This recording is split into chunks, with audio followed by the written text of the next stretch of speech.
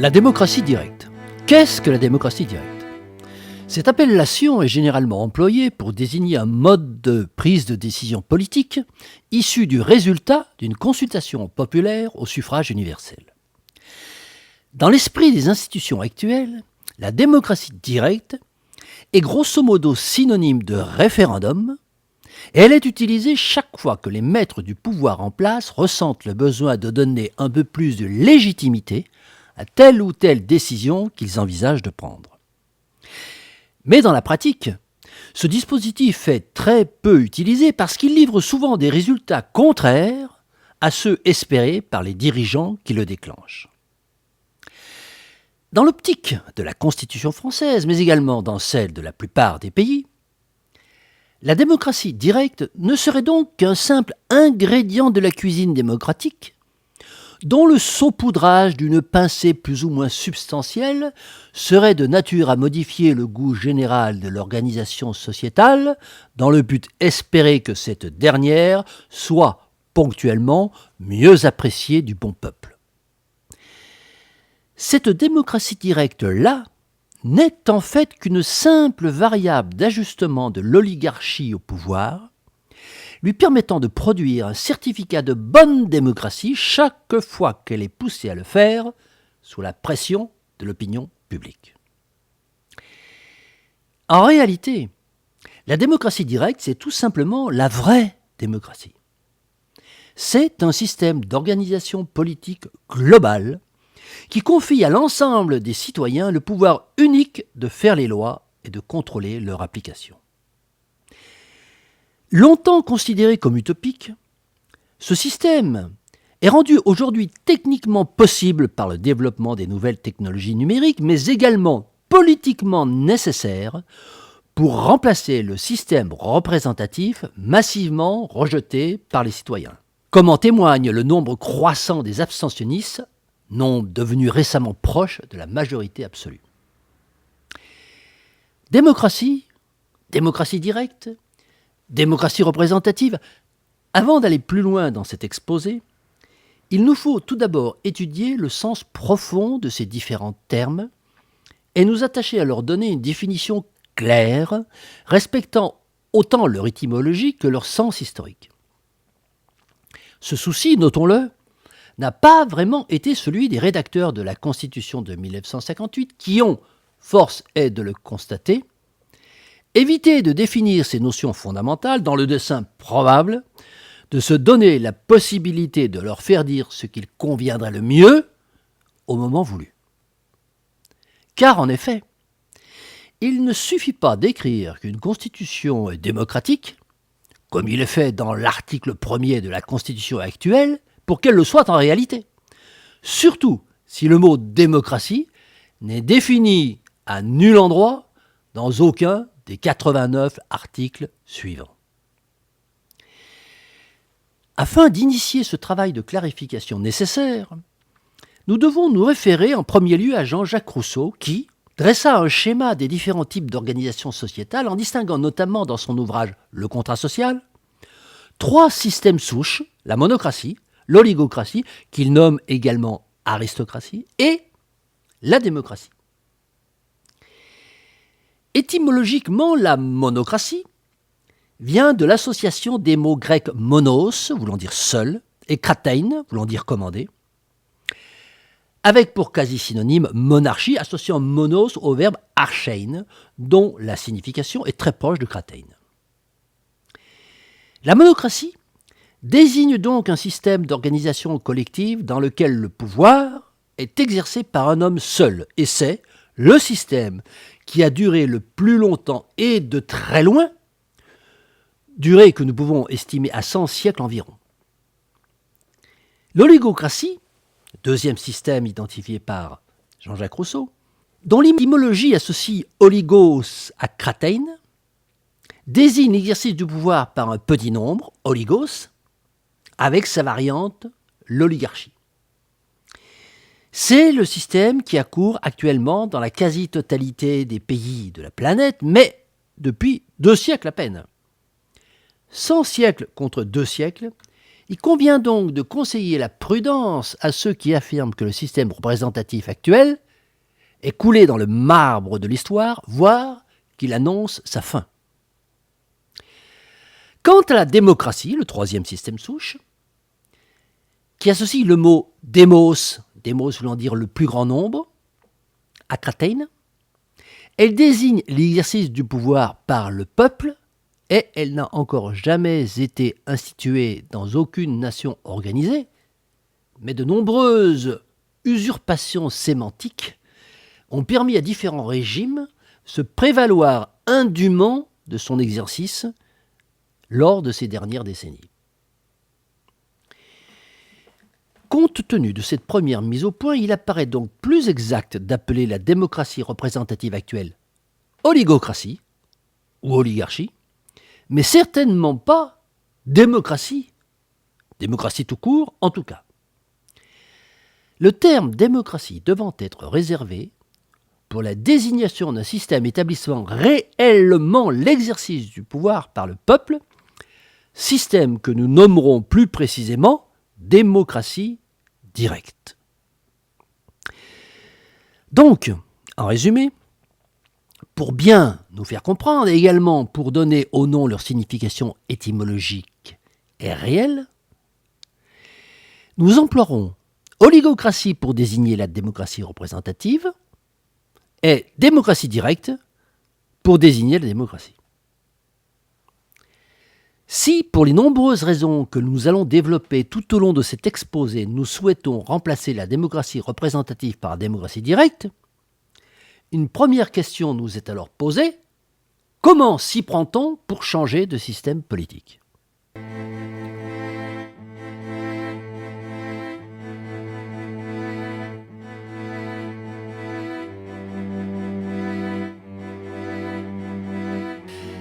Alors, comment, de façon pratique, opérer ce remplacement de l'oligocratie par la démocratie directe ? Il existe une règle connue et acceptée de tous, c'est qu'il faut connaître le mieux possible l'adversaire que l'on se propose de combattre, et notamment de bien comprendre comment il est parvenu à asseoir son pouvoir de domination.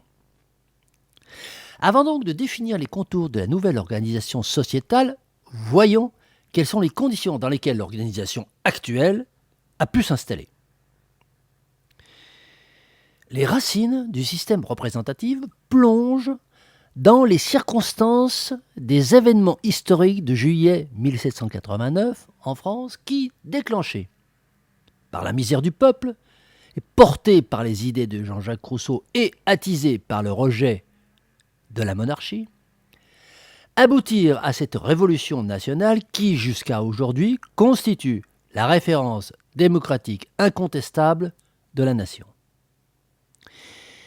Mais cette révolution, qui avait, à l'évidence, pour objectif d'instaurer le pouvoir du peuple, accoucha en réalité d'un système bien différent. Car dès le lendemain du 14 juillet et de la chute du pouvoir tout-puissant de la monarchie, se posa alors la question d'élaborer les règles de fonctionnement de ce nouveau pouvoir du peuple, et nous allons voir comment les conciliabules des hommes forts du moment allaient en fait organiser l'exercice du pouvoir au profit d'une minorité agissante sous couvert d'un illusoire pouvoir du peuple relégué à la fonction de simple prétexte démocratique. En effet, moins de 2 mois après la prise de la Bastille, soit très exactement le 7 septembre 1789, Emmanuel-Joseph Sieyès, dit l'abbé Sieyès, dans son célèbre discours devant l'Assemblée nationale constituante, oppose la notion de gouvernement représentatif, qu'il promeut, à celle de démocratie directe, qu'il rejette. Sieyès argumente ainsi sa position en déclarant notamment: le pouvoir législatif peut s'exercer de 2 manières. La première manière est que les citoyens peuvent donner leur confiance à quelques-uns d'entre eux. L'autre manière est de concourir eux-mêmes immédiatement à faire la loi. Le concours immédiat est ce qui caractérise la véritable démocratie. Le concours médiat désigne le système représentatif. Et Sieyès continue. La différence entre ces deux systèmes politiques, mes chers amis, est énorme. Le choix entre ces deux méthodes de faire la loi ne doit pas être douteux parmi nous. D'abord, la plus grande pluralité de nos citoyens n'a ni assez d'instruction, ni assez de loisirs pour vouloir s'occuper directement des lois qui doivent gouverner la France. Ils doivent donc se nommer des représentants. Et Sieyès continue en disant « Les citoyens qui se nomment des représentants renoncent et doivent renoncer à faire eux-mêmes immédiatement la loi. S'ils le faisaient, ce ne serait plus un État représentatif, ce serait un État démocratique. Et le peuple, je le répète, dans un pays qui n'est pas une démocratie, et la France ne saurait l'être, le peuple ne peut parler, ne peut agir que par ses représentants. » Fin de citation. Ces propositions de Sieyès ont été suivies à la lettre par les délégués de la Constituante, qui ont ainsi institué le régime représentatif, c'est-à-dire oligocratique, qui est le même que celui qui est en vigueur aujourd'hui et qui s'appuie encore aujourd'hui exactement sur les mêmes arguments que ceux employés par Sieyès en 1789 pour rejeter la vraie démocratie, c'est-à-dire la démocratie directe. Nous voyons donc bien que le système politique actuel ne peut pas être qualifié du terme de démocratie. C'est bien au contraire l'expression du pouvoir d'un petit nombre, c'est-à-dire une oligocratie, plus proche d'ailleurs dans son esprit de la monocratie qu'elle a remplacée que de la démocratie qu'elle a usurpée. Nous voyons donc que nous avons au moins deux bonnes raisons pour remplacer la démocratie représentative actuelle par la démocratie directe. Première raison. Installer un nouveau système d'organisation sociétale apte à accompagner la décroissance inéluctable. Deuxième raison. Rétablir le véritable objectif de la Révolution de 1789 qui était de remplacer la monocratie par la démocratie. Il est à noter que ces deux objectifs sont guidés par le concept de résilience, c'est-à-dire la capacité d'un organisme à retrouver ses propriétés initiales après une altération. Le premier, relevant d'une résilience de type économique, qui consistera à retrouver ses propriétés initiales après l'altération de la croissance. Le second, relevant d'une résilience de type politique, qui consistera à retrouver ses propriétés initiales après l'altération de l'oligocratie. Venons-en maintenant à l'aspect pratique et concret de notre propos. Quelles sont les principales mesures contenues dans le projet de la démocratie directe et quelles sont les procédures à utiliser pour les mettre en place? Pour ce qui concerne les mesures à mettre en place, elles font l'objet d'un projet de constitution décrivant dans le détail le fonctionnement de la démocratie directe. Cette constitution nouvelle en démocratie directe contient 71 articles. Elle est construite sur le schéma de la Constitution de 1958, mais avec de nombreuses abrogations d'articles, de modifications et ajouts de 36 articles nouveaux. Pour ce qui concerne les procédures, nous proposons de faire ratifier ce projet par la voie du référendum prévu dans l'article 89 de la Constitution actuelle.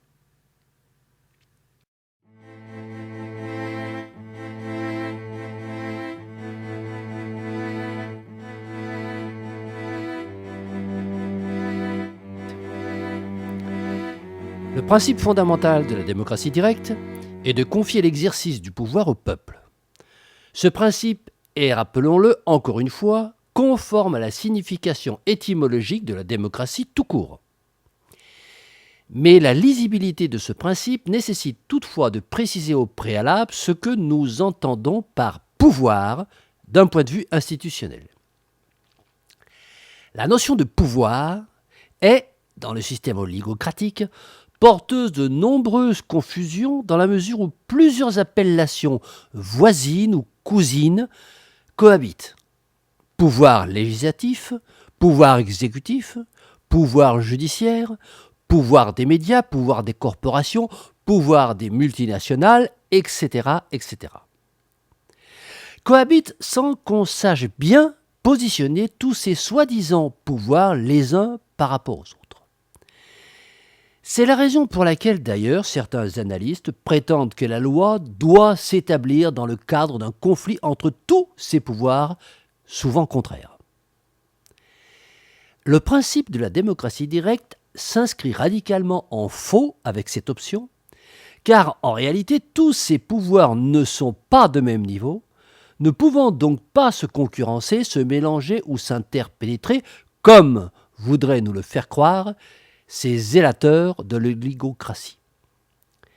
Le principe fondamental de la démocratie directe implique de ne reconnaître qu'un seul vrai pouvoir, c'est le pouvoir d'édicter des règles s'imposant à tous par la coercition, communément nommé pouvoir législatif.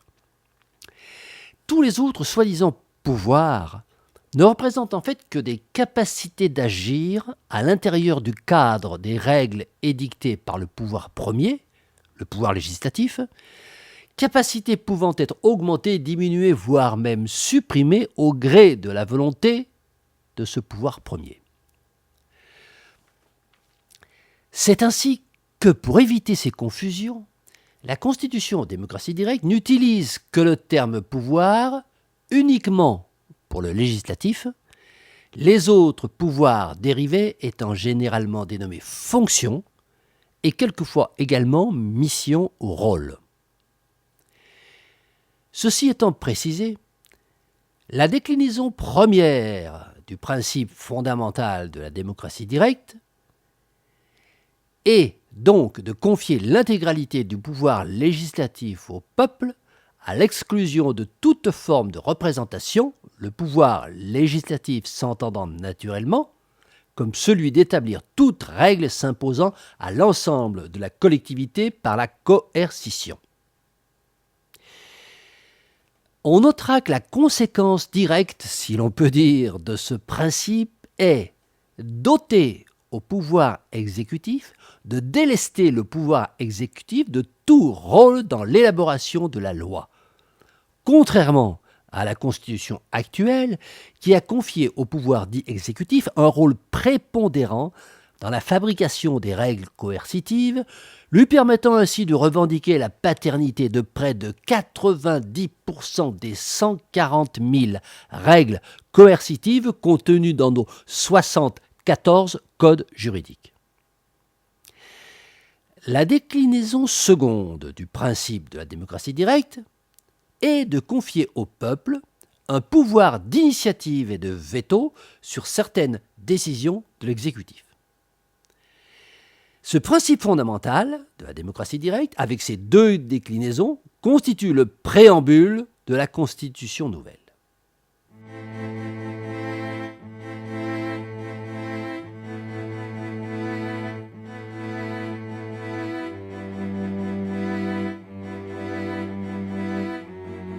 En tout premier lieu, la Constitution nouvelle livre une définition de la démocratie, ce que naturellement la Constitution actuelle omet de faire. Cette définition est la suivante. La démocratie est un système d'organisation collective dans lequel le peuple est la source unique de la loi, à l'exclusion de toute forme de représentation. La loi s'entendant comme toute règle s'imposant par la coercition à l'ensemble de la collectivité. En second lieu, la Constitution nouvelle affirme la souveraineté du peuple en définissant de façon très claire cette notion de souveraineté, ce que là encore la Constitution actuelle omet de faire. Cette définition de la souveraineté est la suivante. Le peuple exerce la souveraineté nationale de deux façons. Premièrement, en exerçant directement le pouvoir législatif. Deuxièmement, en déléguant la fonction exécutive à une entité administrative dénommée État, qui exerce cette délégation dans le cadre d'un mandat impératif. Le mandat impératif, qui est réputé nul dans l'article 27 de la Constitution actuelle, est, au contraire, dans la Constitution nouvelle, un pilier de la démocratie directe. Il signifie que tout haut mandataire de l'exécutif peut être révoqué s'il n'exécute pas sa mission en conformité avec les objectifs prévus. Nous verrons un peu plus loin les modalités de l'exercice de ce pouvoir révocatoire.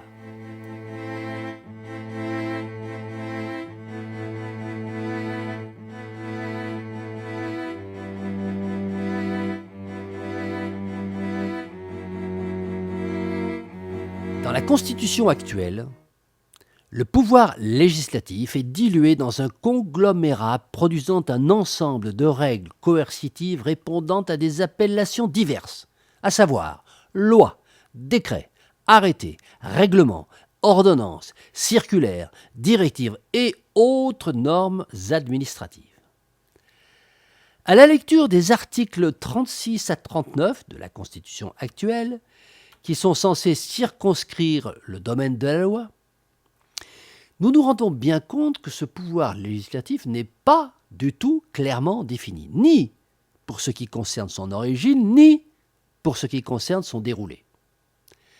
Cette technique de flou juridique est d'ailleurs l'un des artifices couramment utilisés par la rédaction constitutionnelle, et ceci dans le but évident de pouvoir adapter chaque fois que nécessaire, l'interprétation du texte aux nécessités politiques du moment. Dans la Constitution nouvelle en démocratie directe, le pouvoir législatif est défini clairement comme représentant l'ensemble des moyens concourant à l'élaboration de toute règle s'imposant à la collectivité par la coercition. L'ensemble de ces règles est regroupé sous le terme général de loi, et il n'existe pas d'autre terme que loi pour désigner une quelconque règle coercitive. Enfin, il est rappelé que seul le peuple peut exercer ce pouvoir législatif.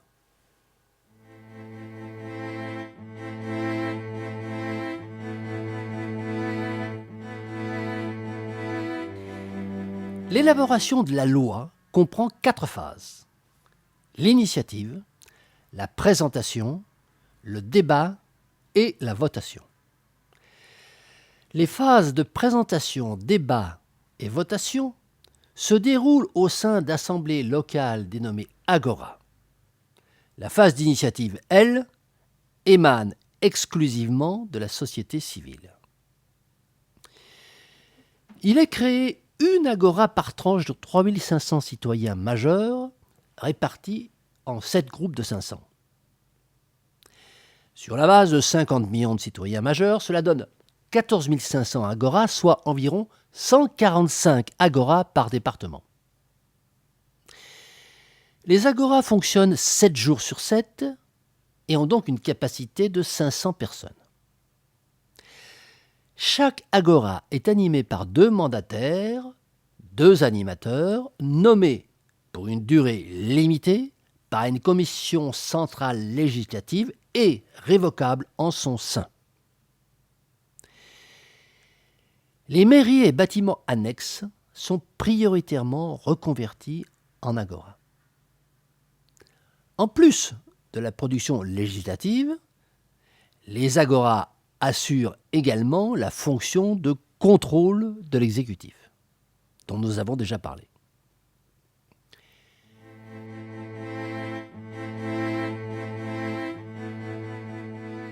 Ainsi que nous l'avons déjà indiqué, l'initiative des projets de loi ne relève pas des agoras, mais de la société civile, c'est-à-dire de tout citoyen, individuellement ou groupement de citoyens.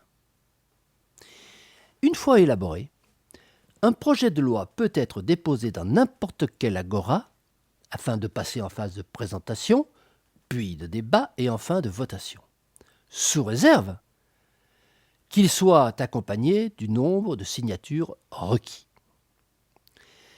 Les projets de loi qui ne sont pas accompagnés du nombre de signatures requis pour être présentés, débattus et votés en Agora sont publiés sur une plateforme dédiée, physique et numérique, plateforme consultable par tout citoyen et ouverte à l'implémentation supplémentaire de signatures. Les quotas de validation sont les suivants. Pour la loi ordinaire, concernant une abrogation de loi existante, une modification de loi existante ou une création de loi nouvelle, la recevabilité nécessite les signatures de 1 pour 1000 des citoyens majeurs, soit 50 000 sur la base de 50 millions de citoyens majeurs. L'adoption nécessite la majorité des votants sous réserve d'une participation au moins égale à la moitié des citoyens majeurs, soit 25 millions. Pour ce qui concerne la Constitution, c'est-à-dire l'abrogation d'un article, la modification d'un article existant ou la création d'un nouvel article, la recevabilité nécessite les signatures de 1% des citoyens majeurs, soit 500 000 sur la base de 50 millions de citoyens majeurs. L'adoption nécessite la majorité des citoyens majeurs, soit 25 millions.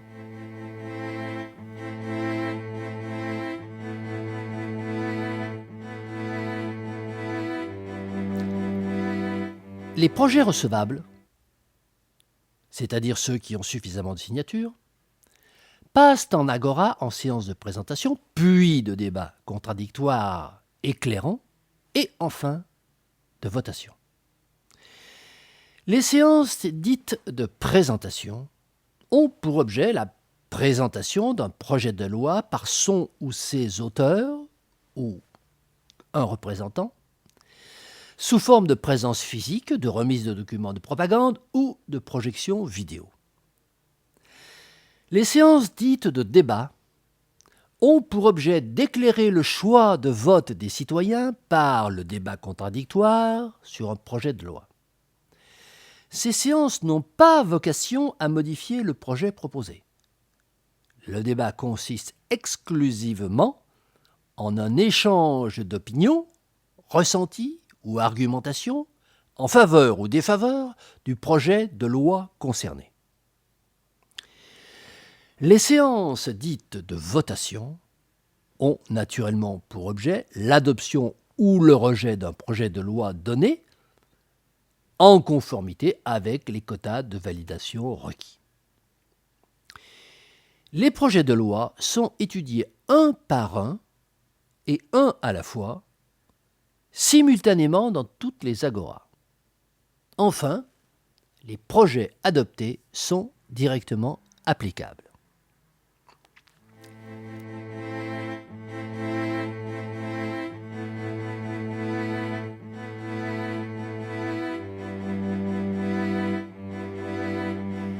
De même que pour la fonction législative, la Constitution nouvelle en démocratie directe s'attache à définir clairement la fonction exécutive, ce que la Constitution actuelle, naturellement, se garde bien de faire. Dans la Constitution nouvelle, la fonction exécutive est définie comme représentant l'ensemble des moyens mis en œuvre pour faire fonctionner les services publics. Cette fonction exécutive relève de la souveraineté populaire. Elle est déléguée par le peuple à une entité administrative dénommée État, qui assure donc en son nom le fonctionnement des services publics dans le strict respect des lois en vigueur. L'initiative des projets relatifs aux services publics appartient concurremment à l'État et aux agoras. La mise en place des projets et la gestion opérationnelle des services publics est assurée par l'État sous le contrôle des agoras. L'État, enfin, est dirigé par un gouverneur exécutif élu par les agoras.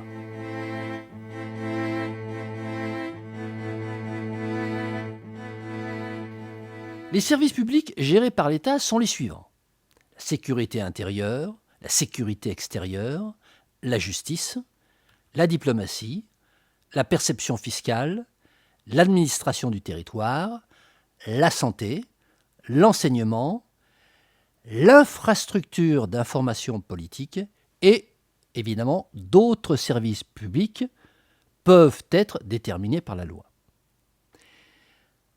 On constatera que ces services publics sont quasiment identiques à ceux définis dans la Constitution actuelle, à l'exception notable de la création d'un nouveau service public dénommé infrastructure d'information politique, dont il convient de préciser le rôle.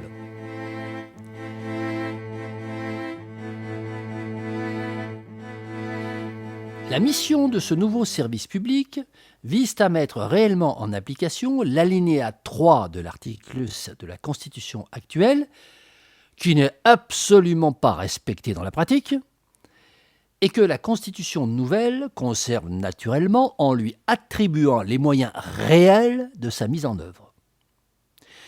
Cet article dit notamment que la loi garantit les expressions pluralistes des opinions et la participation équitable des partis et groupements politiques à la vie démocratique de la nation. Chacun peut naturellement constater que dans le système actuel, cette disposition est bafouée en permanence, car seule une poignée de partis politiques bénéficie réellement d'un accès à la visibilité auprès du grand public.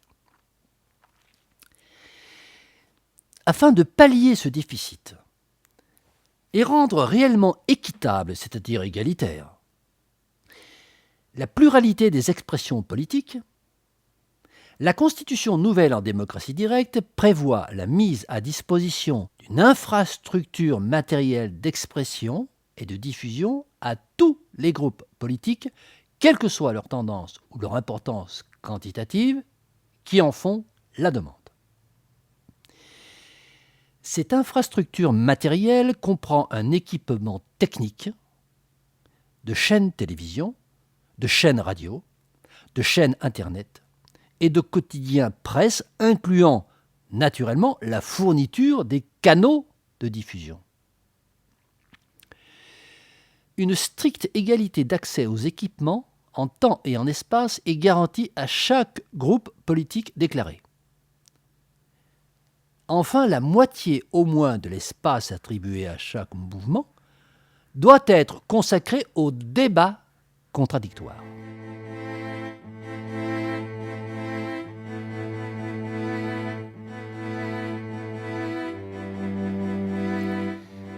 La gestion du territoire en démocratie directe est très différente de celle prévue par la Constitution actuelle.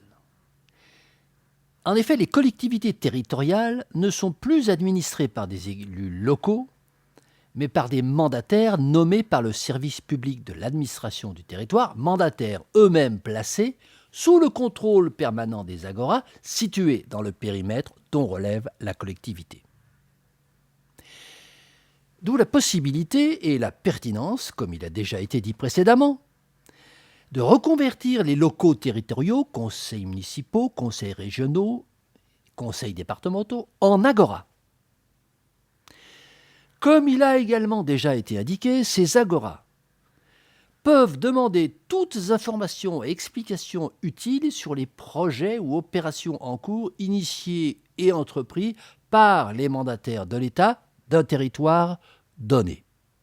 En outre, les agoras possèdent un droit d'initiative pour tout projet nouveau d'aménagement du territoire et un droit de veto sur tout projet ou opération en cours initié par les mandataires de l'État. Les projets nouveaux et demandes de veto sont soumis aux mêmes conditions de recevabilité que les projets de loi, avec une assiette calculée sur la base de la population concernée.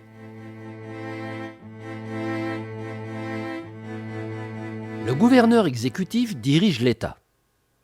Il est élu par un vote spécial des agoras tous les 5 ans, en scrutin de liste, sur la base d'un programme précis, chiffré, concernant le fonctionnement des services publics et d'une liste nominative des ministres directeurs des principaux services publics. Tout citoyen peut présenter sa candidature à la gouvernance exécutive dès lors qu'il recueille les signatures de 1 pour 1000 des citoyens majeurs. Le gouverneur exécutif, avec la collaboration des ministres figurant sur sa liste, dirige l'ensemble des services publics conformément au programme qu'il a présenté lors de l'élection gouvernementale et dans le respect des lois en vigueur, lois, rappelons-le, qu'il ne peut pas modifier. Le gouverneur exécutif est responsable devant le peuple de la réalisation de ce programme. En toute logique, il est donc révocable par les agoras en cas avéré et prouvé de non-respect de ce programme et dans les mêmes conditions de recevabilité que pour une modification de la Constitution.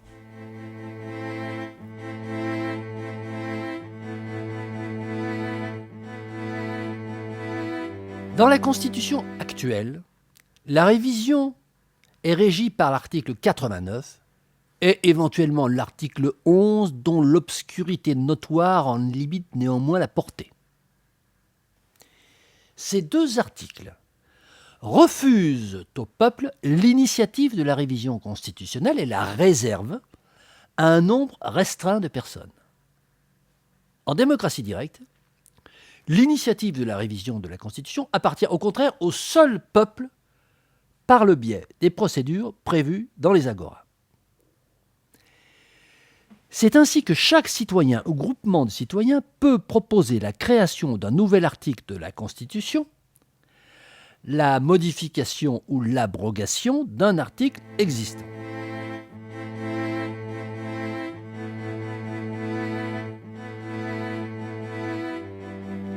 Le titre consacré à l'Union européenne dans la Constitution actuelle est modifié sur 4 points dans la Constitution nouvelle en démocratie directe. Premièrement, les représentants européens ne sont plus élus, mais ils sont nommés par le gouvernement et révocables par les agoras. Deuxièmement, le gouvernement soumet aux agoras les projets d'actes législatifs de l'Union européenne. Troisièmement, les agoras peuvent s'opposer à une modification des règles d'adoption des actes de l'Union européenne. Et quatrièmement, la République peut décider de sortir de l'Union européenne si un projet de loi abrogeant ce titre est adopté par les agoras.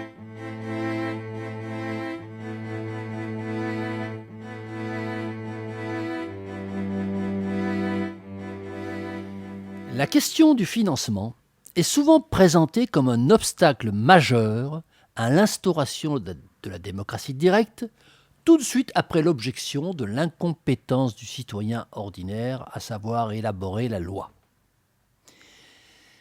Avant de répondre à cette question, nous devons considérer 2 points au préalable. Le premier point, c'est que les coûts de fonctionnement de la démocratie directe ne s'ajoutent pas à ceux de la démocratie représentative, mais ils les remplacent. Le deuxième point, c'est qu'il convient au préalable d'évaluer objectivement les coûts de fonctionnement de la démocratie représentative afin de pouvoir les comparer au terme de notre calcul à ceux estimés de la démocratie directe.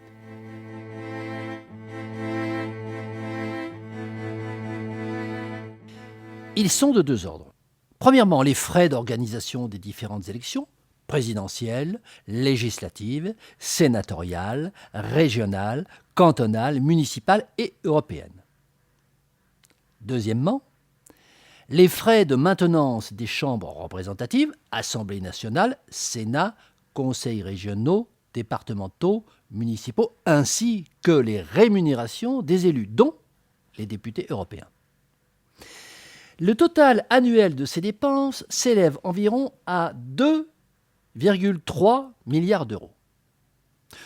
Le détail en est le suivant. Les élections législatives coûtent 400 millions d'euros tous les 5 ans. Ramené à l'année, cela fait 80 millions. Les élections municipales et européennes, 210 millions tous les 6 ans. Cela donne 35 millions par an. Les élections régionales, 136 millions tous les 6 ans, cela donne 28 millions. Le coût de fonctionnement de l'Assemblée nationale, le coût annuel, est de 580 millions. Le coût de fonctionnement annuel du Sénat est de 340 millions. Le coût de fonctionnement des conseils régionaux, 60 millions. Et le coût de fonctionnement des conseils municipaux, 1200 millions, 1,2 milliard. Ce qui nous donne un total de 2 milliards 310 millions. Dans un souci de simplification, nous n'avons pas inclus dans ce calcul le coût de l'élection présidentielle en estimant qu'il se rapprochait du coût estimé pour l'élection du gouverneur exécutif, bien que ce dernier devrait être sensiblement inférieur dans la mesure où l'élection du gouverneur exécutif s'effectue via le réseau des agoras et ne nécessite pas de mettre en place une infrastructure spécifique.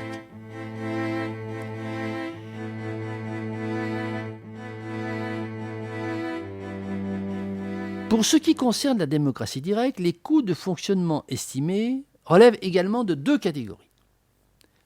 Première catégorie, les coûts d'investissement nécessités par le réaménagement des salles de conseils municipaux, départementaux et régionaux en agora. Ces coûts sont estimés à 500 millions d'euros par agora, soit 500 000 multiplié par 14 500 agora, 7,25 milliards d'euros, ce qui générerait une dotation aux amortissements de 362 millions d'euros pendant 20 ans.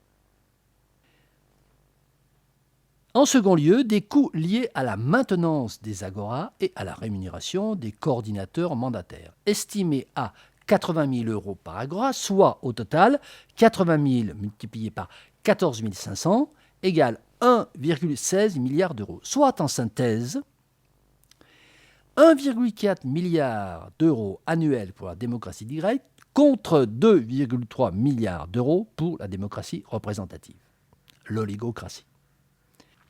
Cette estimation, même si elle ne manquera pas d'être vigoureusement contestée par nos détracteurs, présente néanmoins l'intérêt de proposer une évaluation chiffrée et montre que la démocratie directe a toutes les chances de coûter moins cher aux contribuables que la démocratie représentative.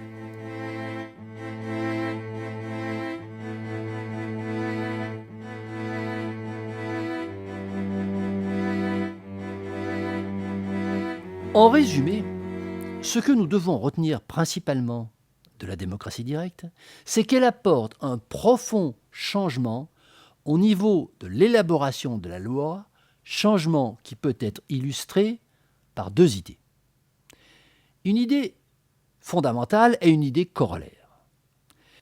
Une idée fondamentale qui peut s'énoncer ainsi.